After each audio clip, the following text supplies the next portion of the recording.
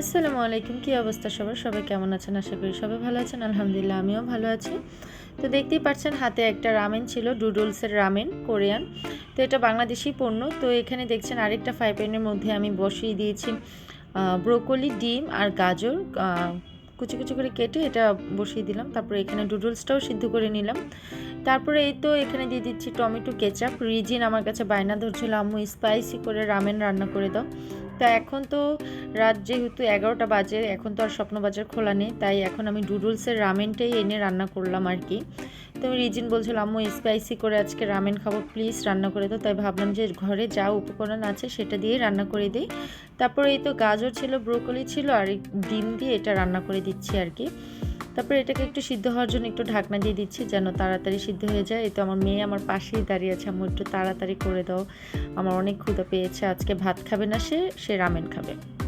তো এখানে দেখতে পাচ্ছেন আমার গাজরটা একদমই মোটামুটি হয়ে এসেছে। গাজর, ব্রোকলি এটাও সিদ্ধ হয়ে গেছে মোটামুটি।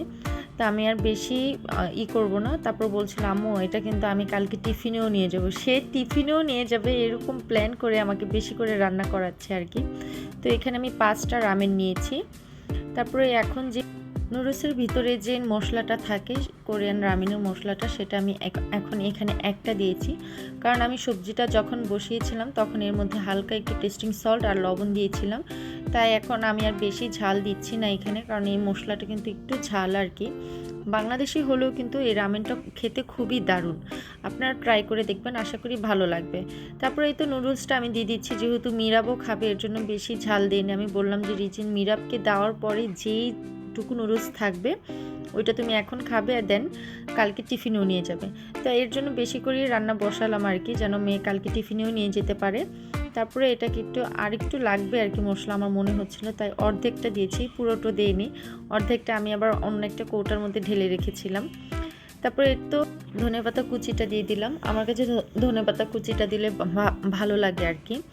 তারপরে এটাকে ভালোভাবে একটু মিক্স করে নিলাম। এটা ক্যামেরাতে দেখাতে পারিনি কারণ এক হাতে ক্যামেরা আরেক হাতে হচ্ছে খুন্তি, তো দুইটা একসাথে নিয়ে নিলে কিন্তু ক্যামেরাটা বারবার নাড়াচাড়া করে, এর জন্য ভিডিওটা ভালো আসে না। তারপরে এই তো আমার রামেনটা হয়ে গেছে, দেখতেই পাচ্ছেন মাশাআল্লাহ এটা কিন্তু দারুণ হয়েছে। তো মোটামুটি ঝালই হয়েছে আর কি। রিজিন যখন খাবে তখন সে এক্সট্রা বা সস অ্যাড করে নেবে, এটার বলার কিছু নেই। তো আপনাদের কাছে ঝটপট এই নুডলস রান্নাটা কেমন লেগেছে, রামেন রান্নাটা অবশ্যই আমাকে কমেন্ট করে জানাবেন। যদি ভালো লেগে থাকে অবশ্যই আমার চ্যানেলটা সাবস্ক্রাইব করবেন। তো সবাই ভালো থাকবেন, সুস্থ থাকবেন, নেক্সট কোনো ভিডিওতে দেখা হবে। তো সবাই ভালো থাকবেন, আল্লাহ হাফেজ।